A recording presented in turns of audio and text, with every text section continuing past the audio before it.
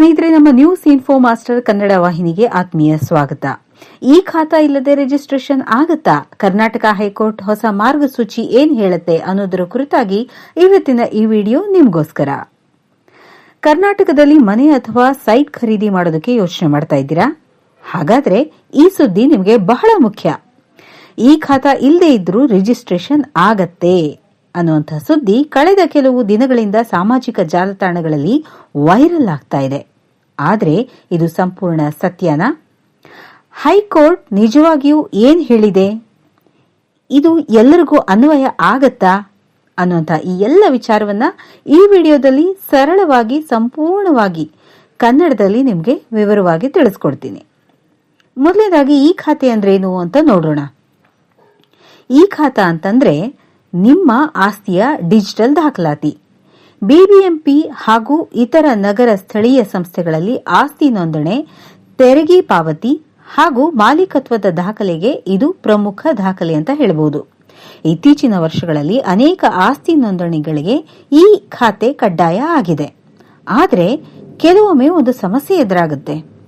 ಹಿಂದಿನ ಮಾಲೀಕರು ಸಹಕರಿಸದೇ ಇದ್ರೆ ಅಥವಾ ನ್ಯಾಯಾಲಯದ ತೀರ್ಪು ಬಂದಿದ್ರೂ ಈ ಖಾತಾ ಸಿಗದೇ ಇದ್ರೆ ಈ ಪ್ರಕರಣ ಏನು ಅನ್ನೋದನ್ನು ನೋಡೋಣ. ಈ ಒಂದು ಪ್ರಕರಣ ನಡೆದಿದ್ದು ತುಮಕೂರಿನಲ್ಲಿ.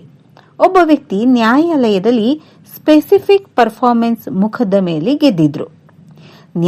ನ್ಯಾಯಾಲಯ ಅವರ ಪರವಾಗಿ ಡಿಗ್ರಿ ನೀಡಿತ್ತು. ಹಿಂದಿನ ಮಾಲೀಕರು ಸಹಕರಿಸದ ಕಾರಣ ನ್ಯಾಯಾಲಯ ಕೋರ್ಟ್ ಕಮಿಷನರ್ ಅನ್ನ ನೇಮಿಸಿತ್ತು. Court commissioner sale deed registration ಮಾಡೋದಕ್ಕೆ ಸಬ್ ರಿಜಿಸ್ಟ್ರಾರ್ ಕಚೇರಿಗೆ ಹೋದ್ರು. ಆದರೆ ಈ ಖಾತಾ ಇಲ್ಲ ಅನ್ನುವಂಥ ಕಾರಣ ನೀಡಿ ನೋಂದಣಿ ನಿರಾಕರಿಸಲಾಗಿತ್ತು. ಇದರಿಂದ ನ್ಯಾಯಾಲಯದ ಆದೇಶ ಇದ್ರೂ ಅದನ್ನ ಜಾರಿಗೆ ತರೋದಕ್ಕೆ ಸಾಧ್ಯ ಆಗಲಿಲ್ಲ. ಹಾಗಿದ್ರೆ ಹೈಕೋರ್ಟ್ ಏನ್ ಹೇಳ್ತು ನೋಡೋಣ. ಕರ್ನಾಟಕ ಹೈಕೋರ್ಟ್ ಈ ವಿಷಯವನ್ನ ಗಂಭೀರವಾಗಿ ಪರಿಗಣಿಸಿತು. ನ್ಯಾಯಮೂರ್ತಿ ಸಚಿನ್ ಶಂಕರ್ ಮಗದುಂ ಅವರು ಮಹತ್ವದ ಮಾರ್ಗಸೂಚಿಗಳನ್ನು ಕೊಟ್ಟರು.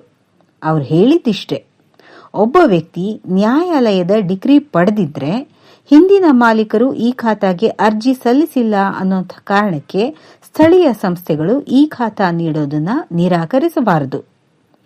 ಅಕಸ್ಮಾತ್ ಅಗತ್ಯ ಇದ್ರೆ ಡಿಗ್ರಿ ಪಡೆದ ವ್ಯಕ್ತಿಗೆ ಅಥವಾ ಕೋರ್ಟ್ ಕಮಿಷನರ್ಗೆ ಈ ಖಾತಾ ಕೊಡಬೇಕು.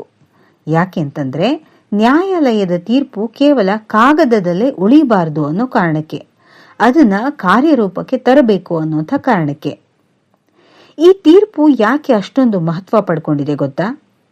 ಹಿಂದೆ ಅನೇಕ ಪ್ರಕರಣಗಳಲ್ಲಿ ನ್ಯಾಯಾಲಯದ ತೀರ್ಪು ಬಂದಿದ್ರೂ ಹಿಂದಿನ ಮಾಲೀಕರು ಸಹಕರಿಸದೇ ಇರೋದ್ರಿಂದ ನೋಂದಣಿ ಆಗ್ತಾ ಇರಲಿಲ್ಲ. ಇದರಿಂದ ವರ್ಷಾನುಗಟ್ಲೆ ಜನರು ಸಂಕಷ್ಟ ಅನುಭವಿಸ್ತಾ ಇದ್ರು. ಈಗ ಕೋರ್ಟ್ ಹೇಳಿರೋದೇನು ಅಂತಂದ್ರೆ, ಆಡಳಿತಾತ್ಮಕ ನಿಯಮಗಳು ನ್ಯಾಯಾಲಯದ ಆದೇಶಕ್ಕೆ ಅಡ್ಡಿ ಆಗಬಾರದು. ನ್ಯಾಯಾಲಯದ ಆದೇಶಕ್ಕೆ ಆದ್ಯತೆ ಕೊಡಬೇಕು. ಎಲ್ಲರೂ ತಪ್ಪಾಗಿ ಅರ್ಥ ಮಾಡ್ಕೊಳ್ತಾ ಇರೋಂಥ ವಿಷಯ ಏನು ಅಂತಂದ್ರೆ, ಸಾಮಾಜಿಕ ಜಾಲತಾಣಗಳಲ್ಲಿ ಕೆಲವರು ಈ ಖಾತಾ ಬೇಕೇ ಆಗಿಲ್ಲ ಅಂತ ಹೇಳ್ತಾ ಇದ್ದಾರೆ. ಆದ್ರೆ ಇದು ಸರಿ ಅಲ್ಲ. ಈ ತೀರ್ಪು ಎಲ್ಲಾ ಆಸ್ತಿ ನೋಂದಣಿಗಳಿಗೆ ಅನ್ವಯಿಸೋದಿಲ್ಲ. ಇದು ನ್ಯಾಯಾಲಯದ ಡಿಗ್ರಿ ಇರುವ ವಿಶೇಷ ಪ್ರಕರಣಗಳಿಗೆ ಸಂಬಂಧಪಟ್ಟಿರುವಂತದ್ದು. ಸಾಮಾನ್ಯವಾಗಿ ಆಸ್ತಿ ಖರೀದಿ ಮಾಡೋರು ಈಗಿನ ನಿಯಮಗಳ ಪ್ರಕಾರ ಅಗತ್ಯ ದಾಖಲೆಗಳನ್ನ ಖಂಡಿತ ಹೊಂದಿರಬೇಕು. ಅದರಿಂದ ವೈರಲ್ ಸಂದೇಶವನ್ನ ಮಾತ್ರ ನಂಬಿ ಯಾವುದೇ ಕಾರಣಕ್ಕೂ ನಿರ್ಧಾರ ತಗೋಬೇಡಿ. ಇನ್ನು ನಮ್ಮ ಈ ವಿಡಿಯೋದಲ್ಲಿ ನಿಮಗೆ ಕೊಡುವಂತಹ ಕೊನೆಯ ಸಂದೇಶ ಏನಪ್ಪಾ ಅಂತಂದ್ರೆ, ನ್ಯಾಯಾಲಯದ ಆದೇಶವನ್ನ ಪರಿಣಾಮಕಾರಿಯಾಗಿ ಜಾರಿಗೆ ತರೋದಕ್ಕೆ ನೀಡಿರುವಂತಹ ಮಹತ್ವದ ಮಾರ್ಗಸೂಚಿಯಾಗಿದೆ. ಇದು ಕಾನೂನು ಪ್ರಕ್ರಿಯೆಯನ್ನ ಸುಲಭಗೊಳಿಸುವಂತಹ ಪ್ರಯತ್ನ. ಆದರೆ ಪ್ರತಿ ಆಸ್ತಿ ಪ್ರಕರಣವೂ ಕೂಡ ವಿಭಿನ್ನವಾಗಿರುತ್ತೆ. ಹೀಗಾಗಿ ಆಸ್ತಿ ಖರೀದಿ ಅಥವಾ ನೋಂದಣಿಗೆ ಮುನ್ನ ಕಾನೂನು ತಜ್ಞರ ಅಥವಾ ಸಂಬಂಧಿತ ಅಧಿಕಾರಿಗಳ ಸಲಹೆ ಪಡೆಯೋದು ಬಹಳ ಉತ್ತಮವಾದಂತಹ ಕೆಲಸ. ಸ್ನೇಹಿತರೆ, ಈ ಮಾಹಿತಿ ನಿಮಗೆ ಉಪಯುಕ್ತ ಅಂತ ಅನ್ಸಿದ್ರೆ ಕೂಡಲೇ ಈ ವಿಡಿಯೋನ ಲೈಕ್ ಮಾಡಿ. ಹಾಗೆ ನಿಮ್ಮ ಸ್ನೇಹಿತರು ಮತ್ತೆ ಕುಟುಂಬದವರ ಜೊತೆಗೆ ಈ ವಿಡಿಯೋನ ಶೇರ್ ಮಾಡಿ.